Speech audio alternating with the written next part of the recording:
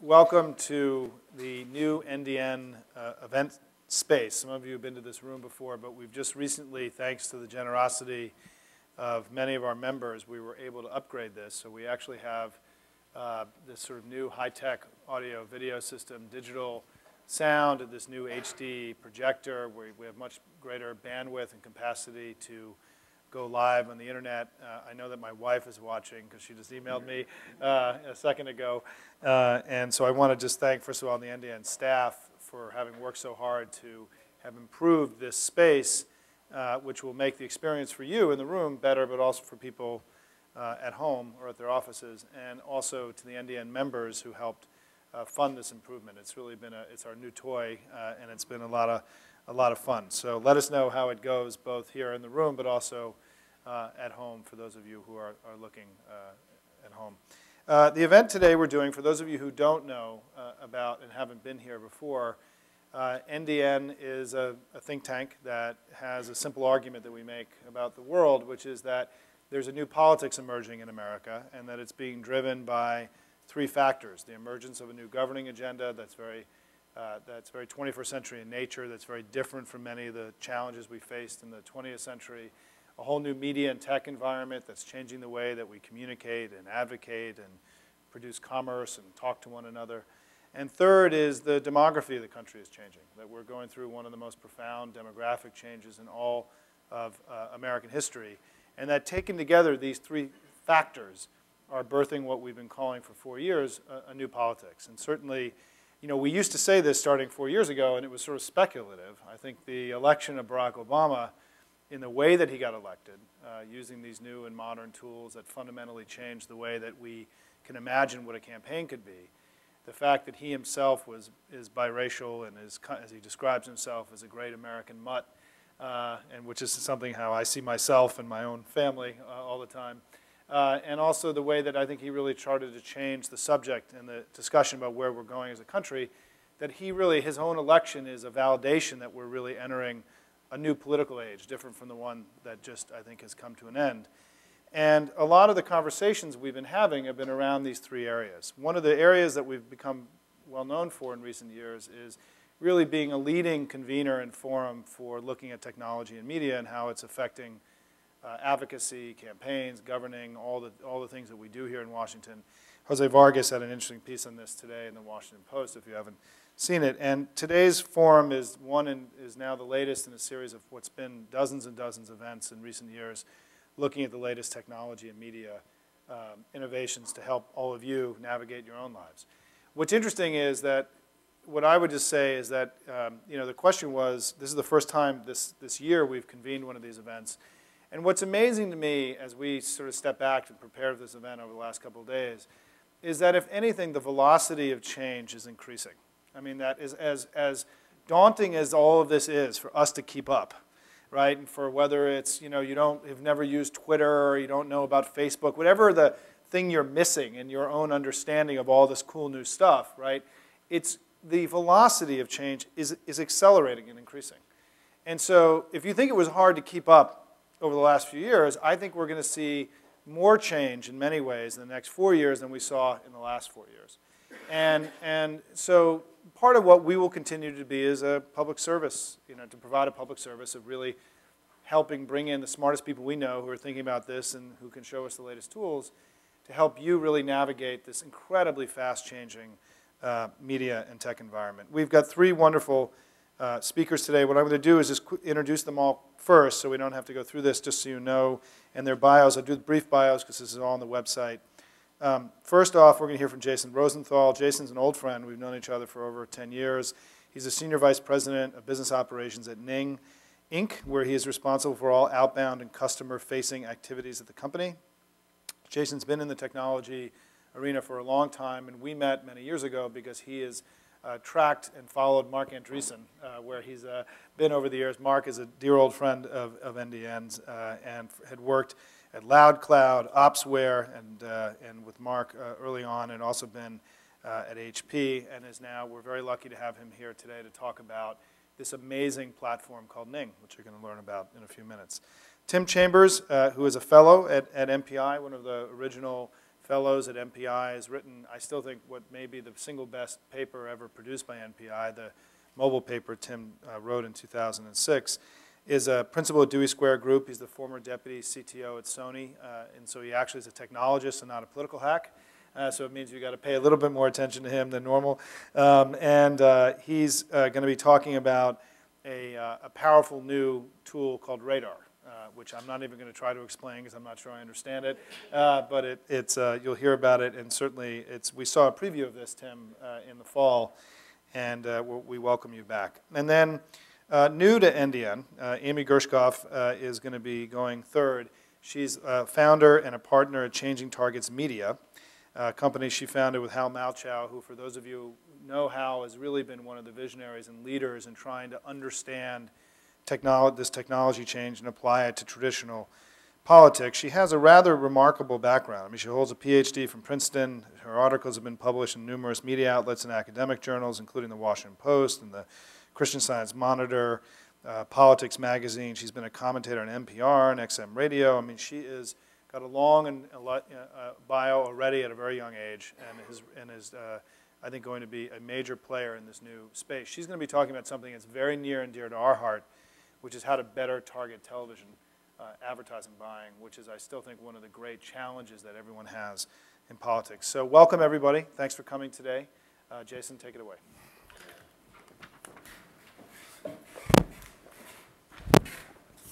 Well, thanks, Simon, for the introduction, and thanks all of you for coming today. I'm going to spend the next couple minutes talking a little bit about Ning and what we do, and a lot more about how really social media is changing the landscape, not only of the internet, but also around politics and causes and everything that we hold near and dear. So one of the things that we saw very clearly in 2008 is that the newest killer app for the internet has really been all about connecting people. And we've seen this in a number of different ways. So Facebook and MySpace, which I think many of you are familiar with and likely users of. Facebook last week passed 175 million registered users, and half of those people use the service actively every week. MySpace is over 200 million users, and both services within the next couple of years will cross the 500 million user mark. To put that in perspective, less than 10 years ago, the entire active internet population was under 130 million. So the fact that you have two services that are bigger than the internet as a whole was 10 years ago is quite remarkable. Similarly, in 2008, YouTube consumed more bandwidth in terms of people watching streaming video than the entire internet did just 8 years prior. So more bandwidth was used by YouTube alone in 2008 than was used by the whole internet in the year 2000. So it's just, it's crazy the way things are going. And as Simon mentioned, that rate of change is only accelerating, not slowing down. So what we're seeing is that as people have become more comfortable and familiar with social networking and social media on the internet, that they're increasingly wanting to really create their own social network or take what some of these other services have popularized and make it their own.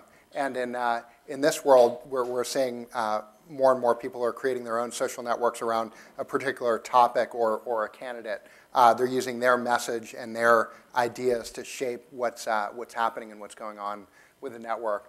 They want to use their choice of features in terms of how they construct and create their networks, and these features are evolving over time from starting fairly simply and becoming more and more complicated and robust.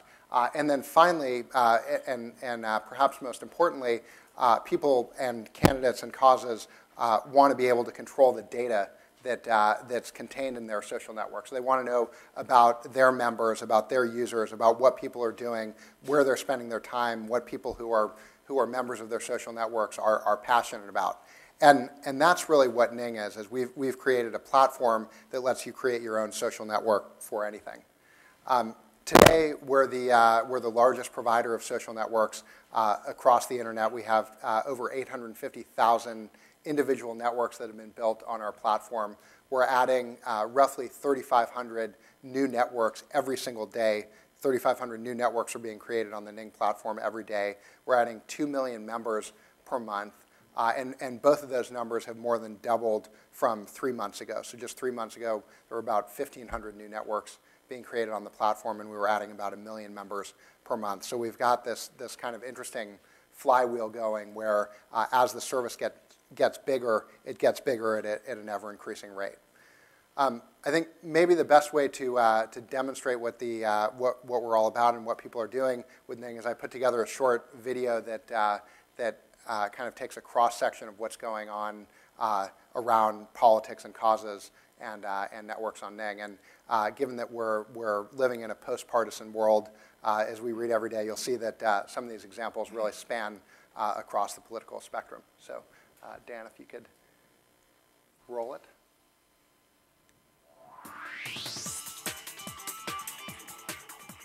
I'm Molly Matesic, and I'm the General Manager of the Peace Corps Connect online social networking community. My name is Erica Berman. I'm Director of Communications for the National Peace Corps Association. We really wanted to create a space where over 200,000 people who've served in the Peace Corps can connect with each other across physical and intergenerational boundaries.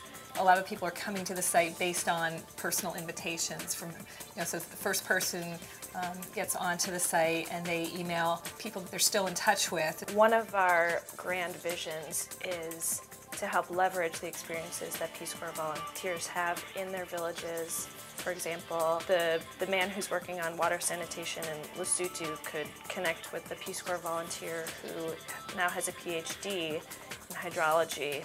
The site's really fulfilling what we see as its mission. This is the first time that folks who served in the Peace Corps 30 years ago have a medium to tell their stories. Across generations, across fields of interest, that's where the potential really lies.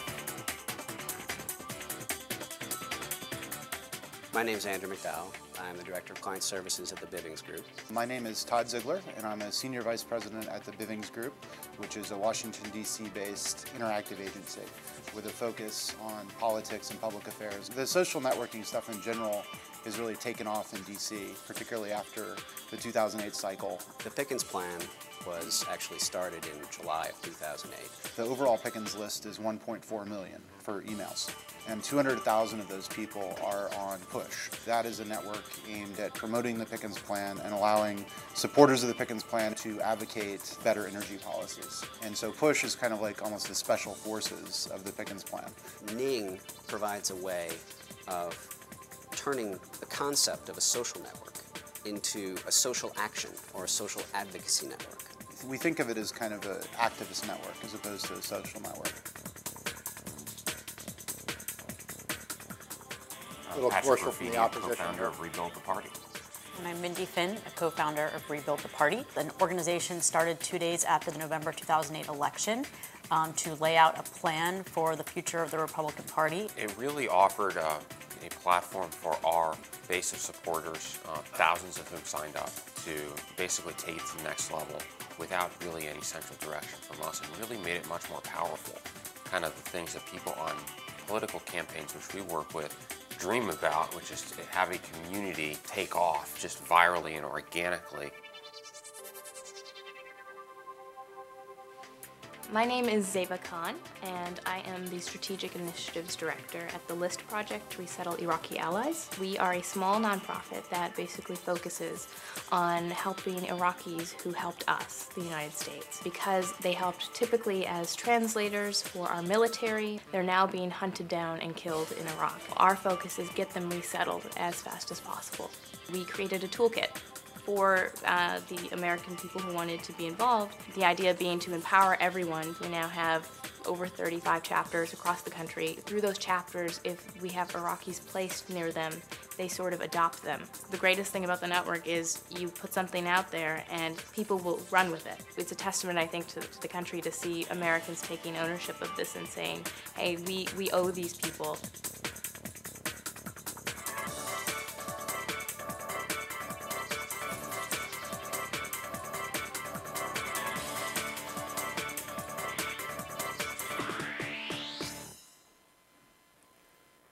All right, so that's a little bit more about what we do and how different people are are using it. What I thought I'd spend the rest of the presentation on is really talking about how does what we do at Ning and creating your own social network really fit within a broad, effective social media strategy.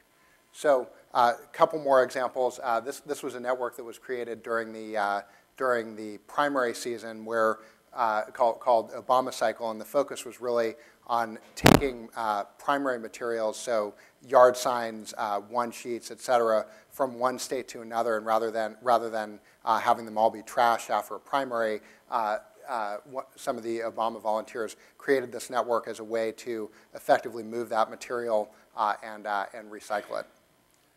A lot of these other networks you saw in here, Sarah Palin has a very active web presence on Ning, started as an informal network for her, but has really evolved into her official web presence. And let me transition now into basically where we focus from a technological perspective, which is really making it super easy for you to create the kind of experiences that you saw both on the slides and on the video. So it takes about 10 minutes to set up a network on Ning. You start by going to ning.com. You choose your topic. You can decide whether or not you want to make it a public or a private experience, and you can describe a little bit about what the network is you're trying to create. We today support over 24 different languages, so it's truly a global platform. About 40% of our traffic today is international. Once you do that, you can then select the features that you want to have on the network. And one of the things that we think is important is that social networks evolve over time as your user base and your membership evolves. And we give you the power and flexibility to be able to do that. You have a huge range of control over the look and feel of your network. We provide over 50 templates that give you different color schemes and fonts and the like, and you have full ability to go ahead and customize that further. So super easy to get started. And then let me just close with kind of where we think Ning fits within the overall spectrum of services. So we think the model that works best is a digital hub and spoke strategy. And to give you a little bit better idea of what this means, this is something that the Obama campaign executed on extremely well in the last cycle. What we mean by that is that it's critical that you have your own digital hub, and we think that a great candidate for that is your own social network on Ning, because for all the reasons that I've been talking about in terms of your control of the experience, your control of the look and feel, the message, the ideas, the features, et cetera. But because people are really working everywhere on the internet and are active in a bunch of different places, you also want to have a presence on as many social services as makes sense for you. So the kind of four biggies are Facebook, MySpace, YouTube, and Twitter. But what you really want to be doing in each one of those places is using your message and using your content in each one of those areas to drive your members back into your own digital hub where you can really capture their data and you can deepen and strengthen the relationship that you have with them. Once you get them back to your digital hub, it turns into a great place to do things like communicate around your policies and positions, to have a rapid response mechanism for any issues that come up, to use it as a destination to drive people with email blasts that you might be sending out, to organize events, and perhaps most importantly, you can then use the most active members, as we heard about the Pickens plan doing, really as your own special forces, as a way to extend your reach, identify your super volunteers, and use them in an online and offline capacity. Couple of parting thoughts that we've learned through the various networks on the Ning platform. So first and foremost is if it's authentic, it works. If it's highly polished and fake, people see right through that quickly. So you want to make sure that whatever you're doing in social networking rings true to your cause and to your message. Second is that specific is always better than general, meaning that you want to make sure there's a call to action or something that you're asking your members to do as part of coming to and joining your network. So whether it's looking at and responding to new content, or asking them to volunteer for something or asking them to make calls on your behalf. All of those things really resonate and register with people versus if you just say, hey, come look at this cool new thing we've set up, that tends to be less powerful. As I mentioned before, you really want your social network to evolve over time so that the features that you want to have on the network on day one are very different than what you want on the network on day 90. So what we see from our data is that the top 3 things that people like the best are they like to watch videos, they like to look at photos, and then they like to look at other people in terms of looking at their profile pages. The thing that they won't immediately do is join forums and join discussions. So you want to start with photos, blogs, videos, latest activity feeds, and then add things like forums down the road. And then finally, I think the most important point is it's easy to get wrapped up in the technology, but what we find more and more is it's really about the people. So you want to get the people there. You want to you want to create interaction between them, and then you want to get out of the way and let them take it over. Thank you.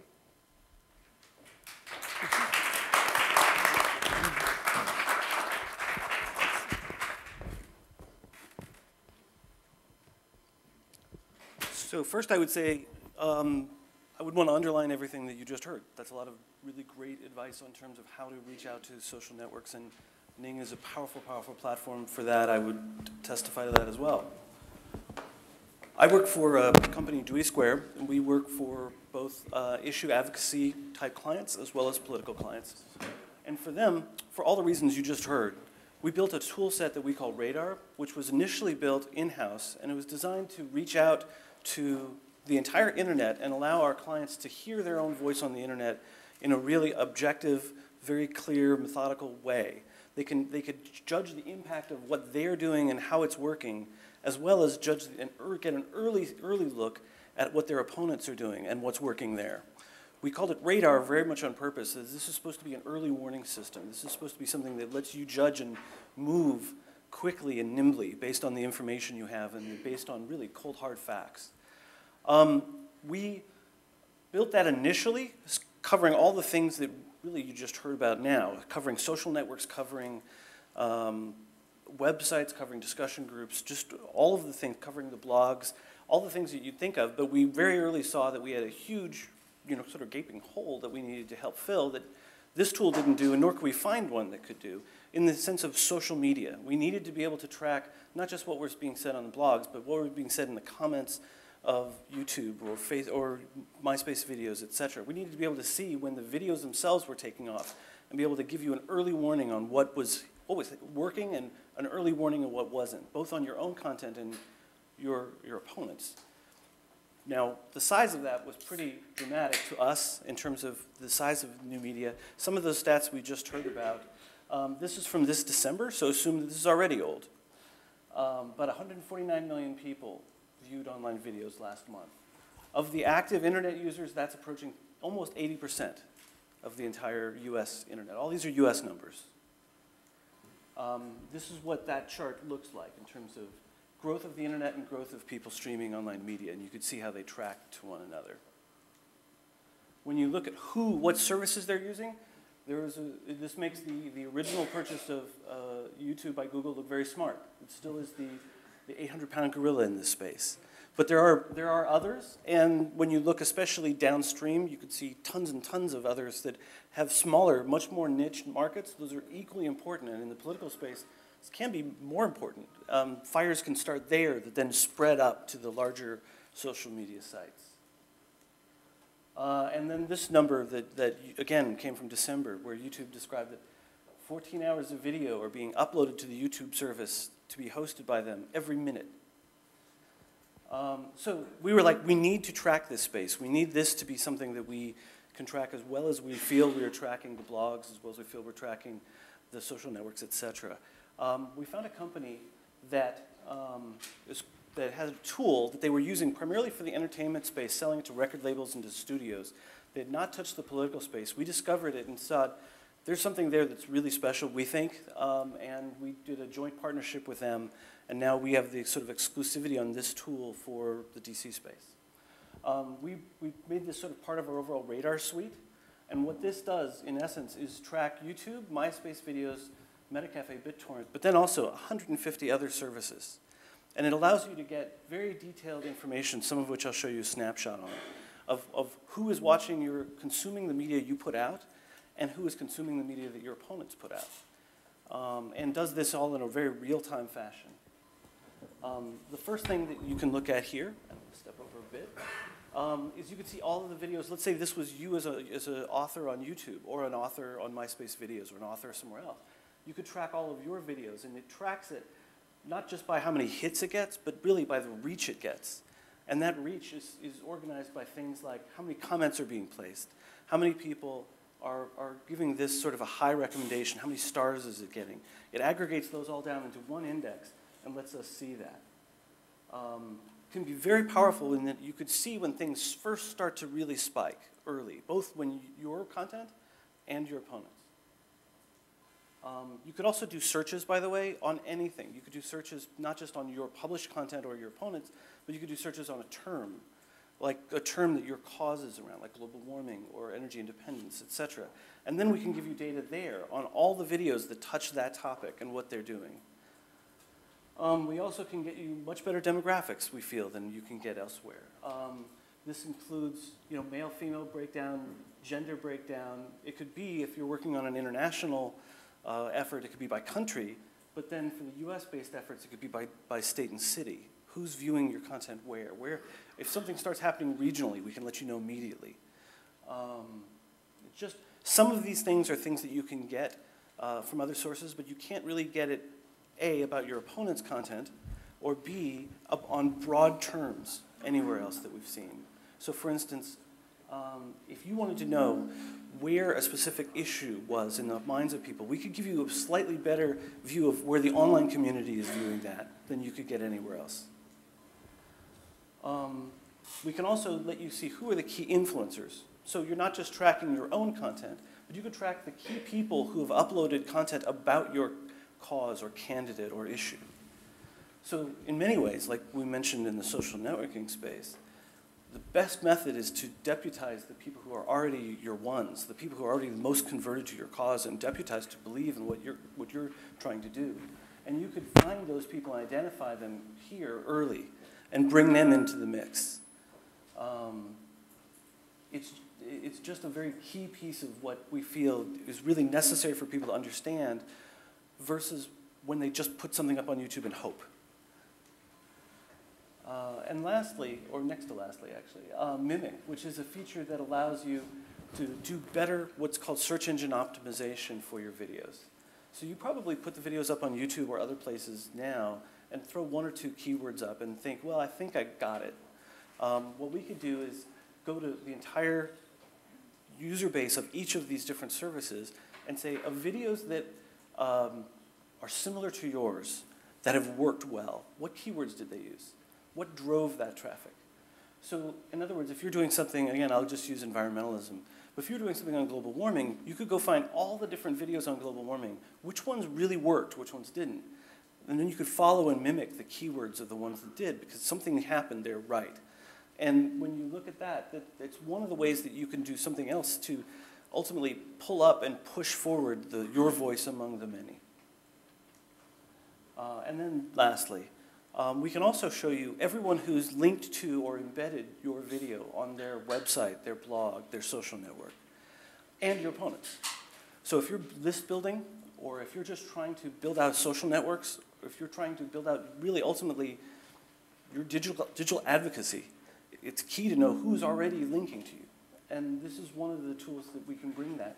And again, this can be for your videos. You could kind of see where your opponent's videos are taking off or aren't. And you could do a very specific outreach to the people that are already interested in your cause or candidate or issue enough to embed that on their blog posts or to put it into their social networks. It's just really key. In many ways on the internet space, you can feel like it's just so out of control and like almost like a pandemic. It can get out of control. Like somehow or another you lose control of your message and suddenly it's just a wildfire. The people who actually fight real pandemics tell you The only way to really do it is early detection and early response. And that's what we think this tool offers. So thank you.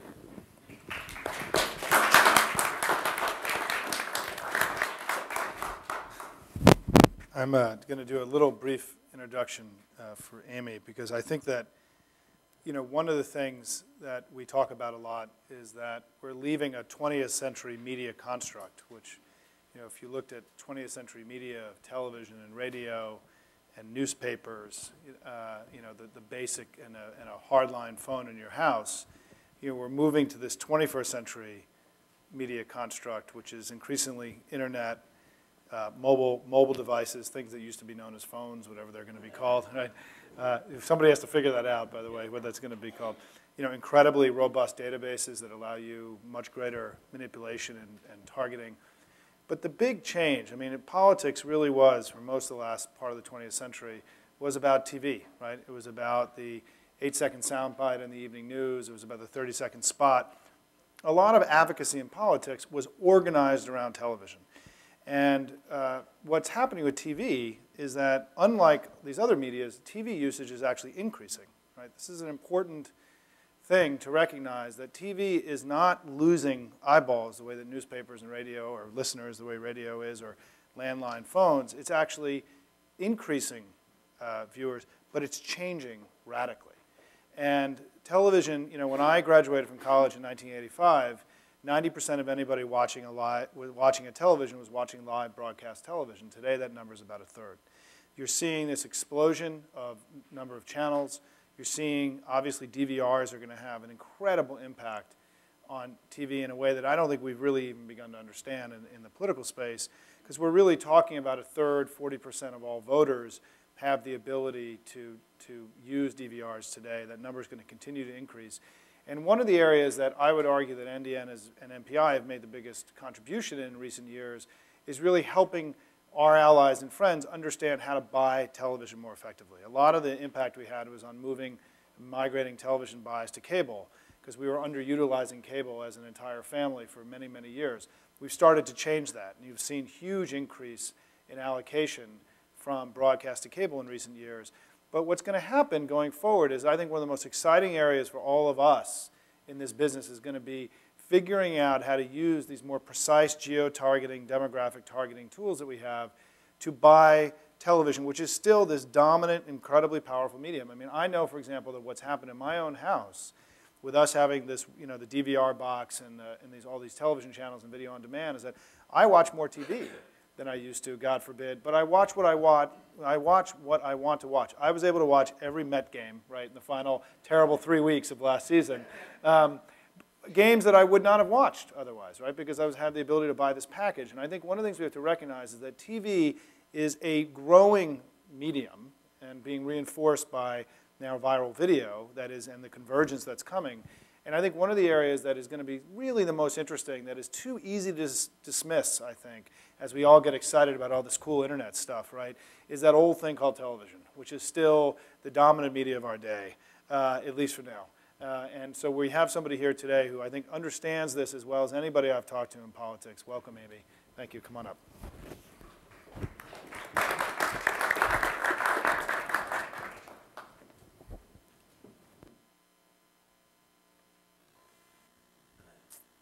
Well, I want to thank Simon and NDN and MPI for having us here to talk today, and I'm really excited because this is a development that I think could be of great use to a number of Democratic campaigns going forward. In 2010, Democratic candidates will collectively spend hundreds of millions of dollars on television advertising, and for most campaigns, that expenditure will represent the single largest item in their entire campaign budget. Most of this advertising will be targeted on the basis of very limited demographic information like age and gender. So imagine if your mail consultant or your phone vendor or your field consultant came to you and said that they were going to do your entire 2010 campaign, all of the targeting solely on the basis of age and gender and limited demographic information. They weren't going to use primary vote history or party registration or any kind of political information, just demographics. you'd probably be very concerned about the fate of your campaign. But for decades, demographic information has been all that media consultants have to work with in terms of targeting television advertising. And while there are a lot of media consultants who found very creative and innovative ways to use that information to optimally target for their clients, the truth is that it's much more efficient and effective if we can target political advertising on the basis of political information. So last year, I teamed up with targeting guru Hal Malchow, and the idea was to see if we could develop some tools that would enable media consultants to refine the targeting of television advertising buys on the basis of political information, moving past demographics. And the result was that we created a patent-pending, very exciting targeting software for media consultants to use that enables political ads to be targeted on the basis of political information. So today I'm going to tell you just a little bit about precision buy and how it might be able to be useful as we think about heading into 2010.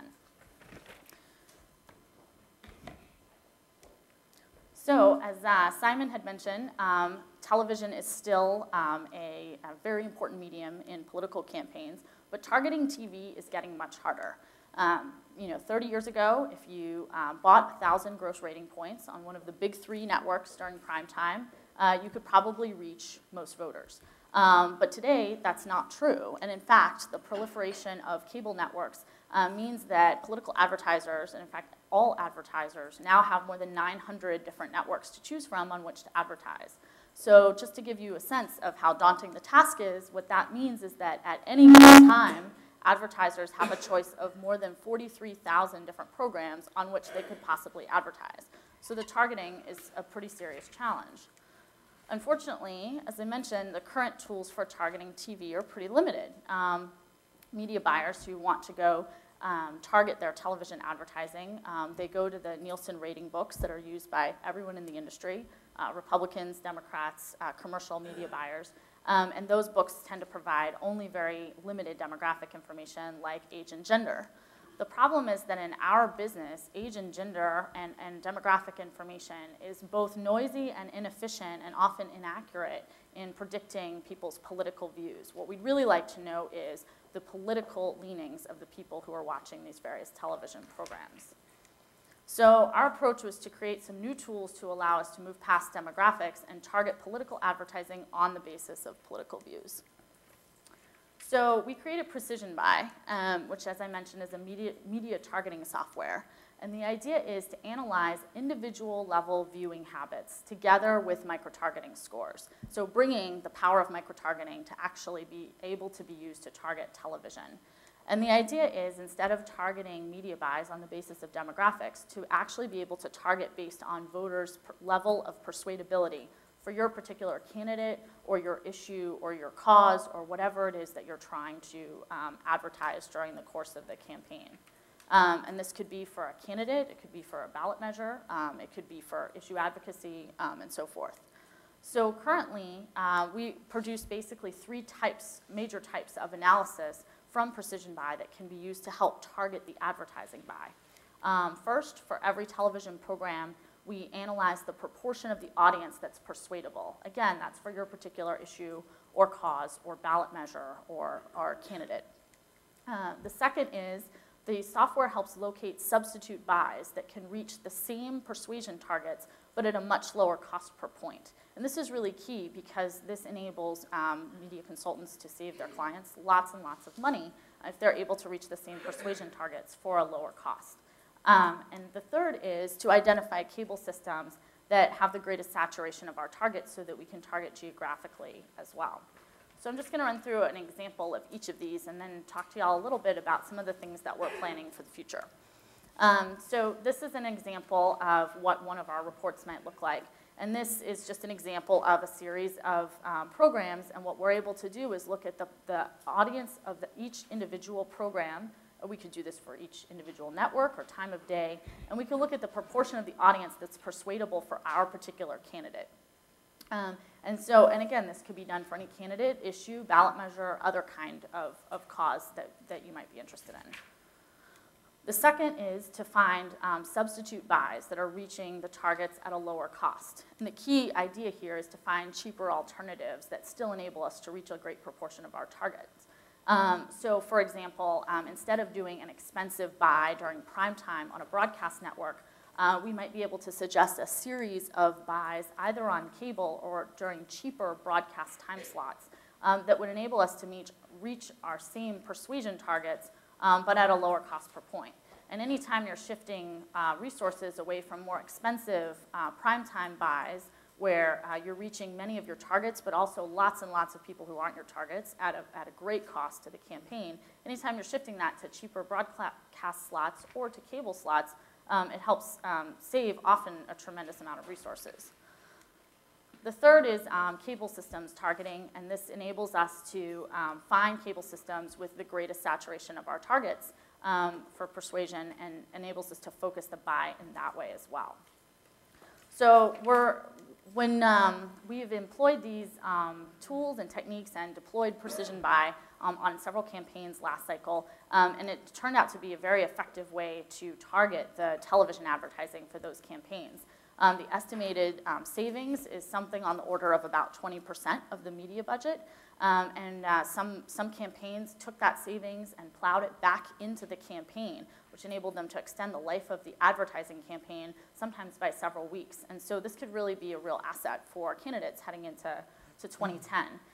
The other thing that we found is that these substitute buys that we were able to locate, you might wonder, well, those save money, but do they move poll numbers? Because ultimately, in our business, 49% market share is abject failure, right? We want 51%, or at least 50 plus a couple of extra votes. And what we found is that these substitute buys were still able to move poll numbers across several different clients that we worked on, even while reducing overall the cost of the media budget. So that was pretty exciting for us as well. So we're very excited about all of these developments that we've done so far, but we're even more excited about where we're going. This is just the beginning. You know, as Simon was mentioning, television advertising is not going to go away as a medium to reach voters. But because television is changing, because of the advent of DVR and satellite, the proliferation of cable networks, we're going to need to even continue to further refine the tools that we're using to do the targeting. And so we have, as you can see, many, many more things in the works that we're currently thinking about, in addition to ways to incorporate information and data about satellite and DVR as well. And we're hoping to, by 2010, have an entire toolkit through Precision Buy that's going to enable much more refined targeting of television advertising by political views moving past the demographics. So we're really excited and look forward to getting to deploy some of these in 2010. So thank you.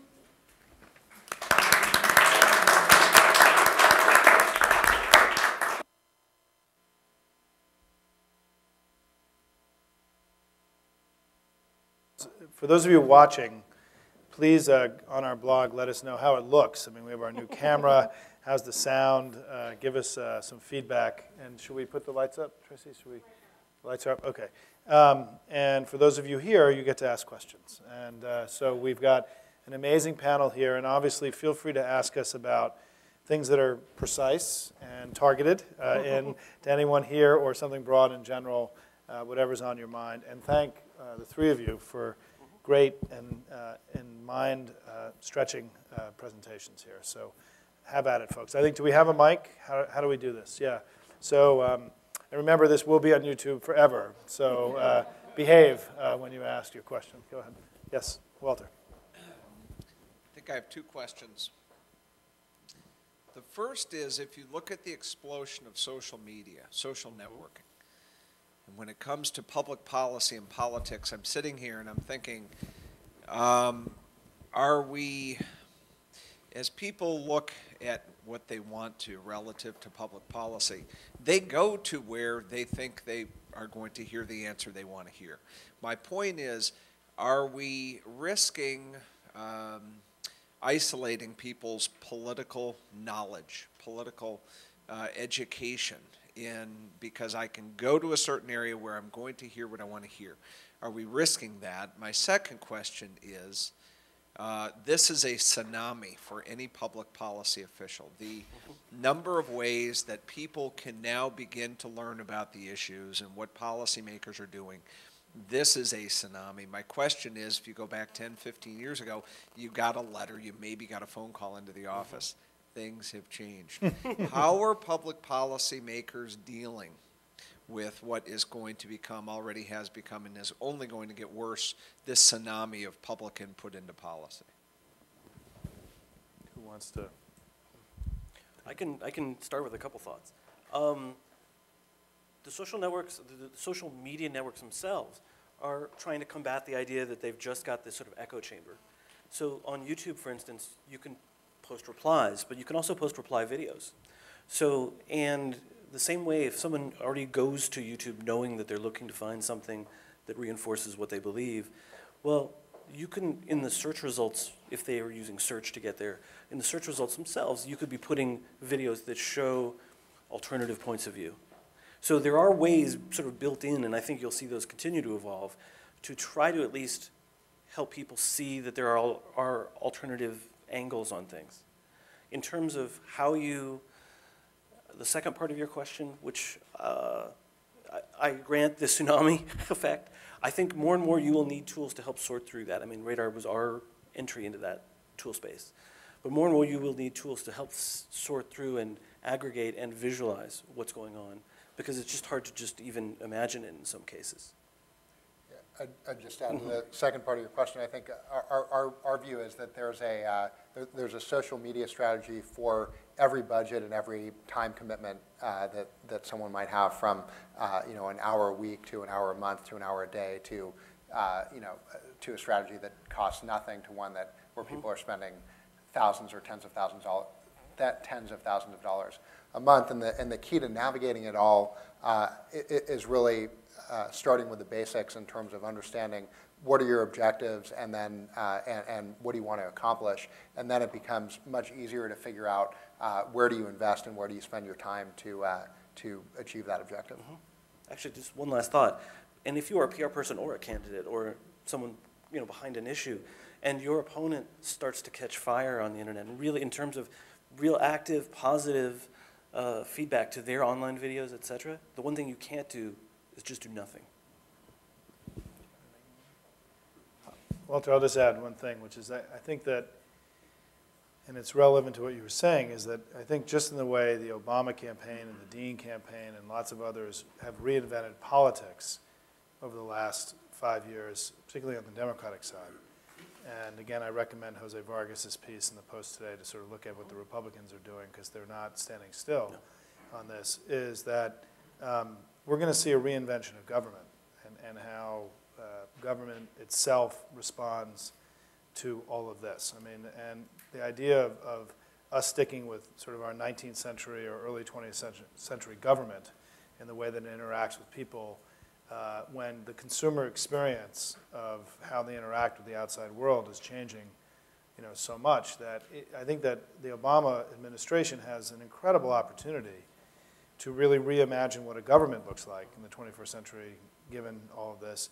And the line I use is that I can't wait to the Monday cabinet meeting in a few weeks when they're all actually in there, and the DHS director and the HHS director start talking about who got more YouTube hits, who saw more of their YouTube video, or who got more comments on their blog post, right? I think you're going to see competition inside the administration, and even inside of, you're seeing it with the Republicans in Congress, right? The Republican House members are Twittering and doing all this stuff, and there's become sort of a competition, I think, among some of our political leaders for who gets it more. And Obama, I think, was himself a tipping point for all this, and I think you're going to see really the whole idea of what a government could be. It's going to have to go through reinvention in every way, really over the next 20 to 30 years, in a way that I think is going to be very exciting, I think, for the American people, because it will certainly bring government closer to them than it is now, because government is very distant for most people in this country, and I think there's an opportunity to change that. But this is a conversation we'll be having, I think, until we're retired, I think, Walter. Yes, Don, over here.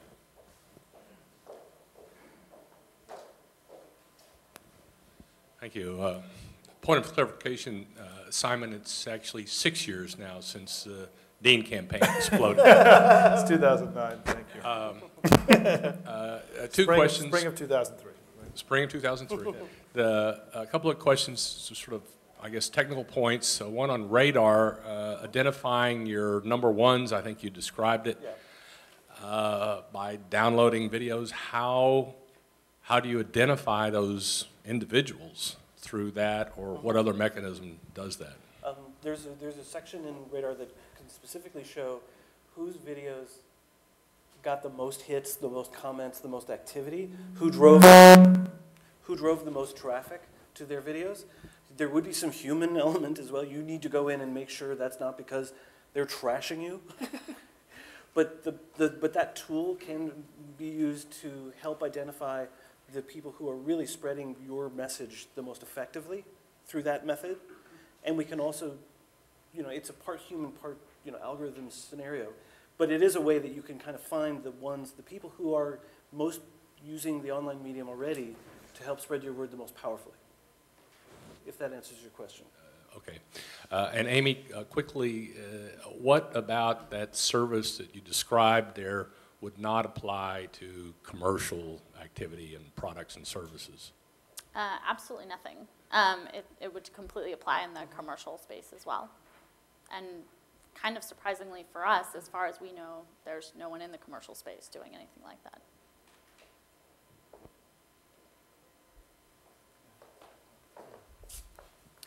Yeah, excuse me. I want to preface what I say by acknowledging the fact that there is a generational divide on people that understand new media, and I think I'm just barely on the wrong side of it. But I do want to ask a couple questions. How is Ning different from Facebook, first of all? And then I also want to ask a question about the Radar tool, and if you're experiencing pushback or blowback with privacy concerns, with paying close attention to who's doing what on the internet. Sure. So the difference between Ning and Facebook. So Facebook is a single social network. If you join it, you're a member of Facebook, and there's one way that world looks, which is blue and white. On Ning, every single network is topical. So Ning is in the background, and whatever the topic of the network is in the foreground. So the list project, or the Pickens plan, or rebuild the party, or what have you. And when you join a network on Ning, you're joining the network around that particular area of interest or topic.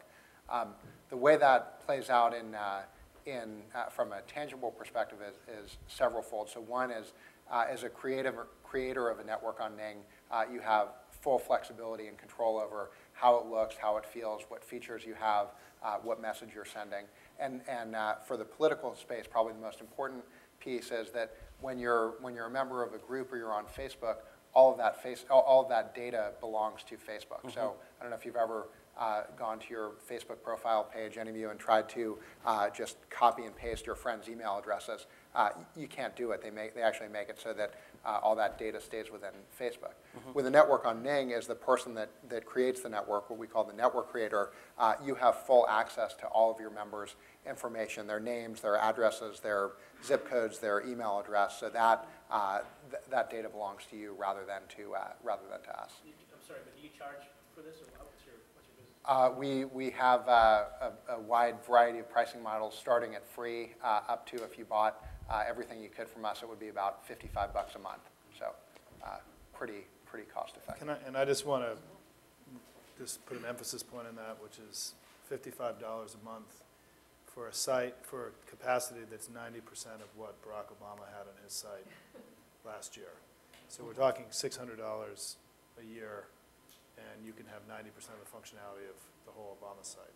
So this is a revolutionary technology, because for every state rep and every county commissioner and for every small nonprofit in a local community that's struggling to deal with this incredibly fast-changing technology environment, getting ripped off by vendors that don't always serve you well, and all the other thing that happens to people in this space, for $600 a year, you can have super high-end capacity. And one of the things that for the Democrats in the room is that, let's just say the RNC is more than interested in using this tool to play catch-up and in the 5-year head start, 6-year head start that the Democrats have really over the Republicans on this. So this is a completely different way, I think, and one of the reasons I'm excited Jason's here, is that I think this will allow us to imagine that within 18 months, everybody running for office and every small nonprofit in the country could all, have an unbelievably robust web presence, social networking presence, very small amount of money. We built our version of it in 30 minutes, so even people on the wrong side of the generational divide can stumble their way through this. And and this is a big leap from where we were 2 years ago. And certainly, I think it's part of what I was talking about is that this is very inexpensive because their business model. Your question was the business model. 850,000 clients, right? In essence, paying just a little bit with the same technology allows this to work. So this is a very powerful thing. Go ahead. And to your question, whereas we aggregate a lot of detailed data, all of it's public, very, very strictly public data. So there's no private information that we get access to from any user. My question was more generally, do you think, have you registered any concern? Part of the appeal of the internet is anonymity, and being able to look at things without being noticed. Right. And that appears to be going away to a certain extent. I mean, you're aggregating great deals of data, of course, but if you're digging down, drilling down deep into identifying very narrow niches of people, do you anticipate any resistance to you identifying 10 people that are looking at this particular website or linked to this website, anything like that? Right. What we think, as long as it's public information and you're very, very strict about that, users understand that that's the way the internet works. Yep. Of course, you always get a question. This time it's not even about women. It's for you. I've been on a couple of Ning groups that are temporary. Like there was a cyberbullying one right after Kathy Sierra and things like that. Do you find that most of them remain, or that a lot of them are to get through an issue and then they kind of evaporate? That's the first one. The second one, and this is a claim of ignorance, can you talk about how you could use this instead of having to endure a wiki, which is much more confusing than you are? Sure. So to answer your first question, so we see networks across Ning have all different types of lifespans. So we see things that are fairly short-lived, like the Obama cycle was a good example. That really existed and was active during the primary season. We see the same thing around festivals and events. So, for example, there's a very, if any of you are familiar with South by Southwest, which is a big, music and interactive and film conference. We had last year and we'll have again this year a South by Southwest Insider's Guide for people who are going and want to know what the coolest, newest stuff is happening there. So there are things like that, but then there's also the LIST project, the Pickens Plan have been long-lived networks. We have a big footprint in the media and entertainment space around established and up-and-coming musicians and bands and artists and celebrities, and those tend to function much more like fan clubs did a generation ago, and those last for a long time. In terms of your question about a wiki, yeah, we have functionality in that a network creator can add to their network that you could absolutely use instead of a traditional wiki. Anything else? Yeah, right there. Hey. So I have a question about the practical application, or what you would see as the practical application of the radar tool. Sure. I think, right, as sort of as a sophisticated analytics for how well your message is getting through, I think that application's evident. But to take sort of a more, classic case study, I mean, if I'm on the George Allen campaign, right? Right. And I'm using radar, and one morning I wake up and I see, boy, this video of George Allen's going off the charts. What's going on there? I mean, you mentioned early warning, right? Do I get like a little alarm bell that rings and says, my boss is screwed? We may not use those words, but yes, it can be daily. It could be instantaneously real time.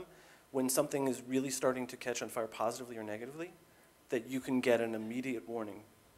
Yes. and you would actually have to go in and see and, you know, find out whether it's positive or negative, Yes, right? It's we not would, like a- and we help with that. It's not all an automated process. Humans are very involved. It's also, the very practical way is also to say, well, the videos that are working, how can I create more of them? How can I, and what keywords and what other descriptors I'm using to describe my videos that are helping them work? Well, let's go there. You know, it's just early, real data that you can pivot off of.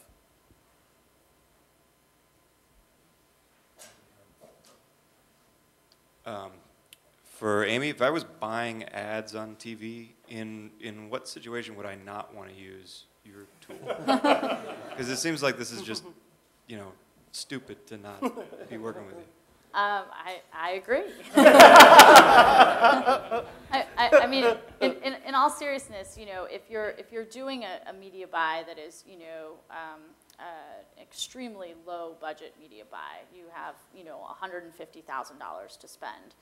Probably every ounce of that money should actually go towards the buy rather than towards some small tiny bit of it towards analytics to improve the efficiency of the buy. But if you're running for U.S. Senate, governor, competitive congressional, you know, you're doing nationwide issue advocacy, your buy is more than $150,000. And then it would be very advantageous to undertake the analysis to make it more efficient. I think the other thing that's going to happen is that because of increased efficiency of buys, including the ability with cable now to more geo-target effectively on television, you're going to start to see a whole class of candidates who, at the state legislative level, statewide level, who let's say are in the $500,000, $700,000 campaign level, who couldn't afford TV before because of the waste and the bleed of the inefficiency of television buying, now should be moving away from mail and other, frankly, less effective media to this new array of media options, including TV. And I think one of the big interesting things that's going to happen this cycle is that just like we may see universal social networking, high-end web stuff, you could see thousands and thousands of campaigns that are now using television that just couldn't use TV before because of this kind of stuff. So this is a big-time, game-changing event in politics because TV has been the province of this priesthood class, right, particularly on the Democratic side, where you needed 1 million or more to get in because of just the mechanism of the business, right? And there's going to be a different business model created, I think, to service this sort of medium and low-level market. And take a guy like Joe Garcia, who used to work here, ran for Congress last cycle, and this isn't television buys, but his campaign produced 8 web videos. One of them got 50,000 views on YouTube in a congressional race. That's a lot of people in a congressional race, produced on a laptop, you know, in their campaign. So I think one of the things we're going to see is a huge now change in the way that, you know, TV happens below the gubernatorial, senatorial level, you know, throughout the country. And I think this is going to be one of the great arms races in the next couple of years, fed by the great arms, you know, the people feeding the arms race right here, precision buy. Amy and Simon, I guess, you commented that there's huge sea change happening. There's wonderful things happening in monitoring and sort of early alerts and warnings. What about the creative response to that, though? I mean, in other words, what to do with that information? And especially with television, it may be a dominant medium course going forward, but the way it's viewed and the creative assets that are put into it and how the commercials and so forth in terms of DVR and everything else, that's going to change. Time shifting is going to change how ads are delivered. So what about that part of the equation? Well, I think that with television, like with any medium, the targeting is optimally deployed only with the right messaging. And this is where, you know, we can provide media consultants and media buyers with great information about exactly where to target the placement of those ads.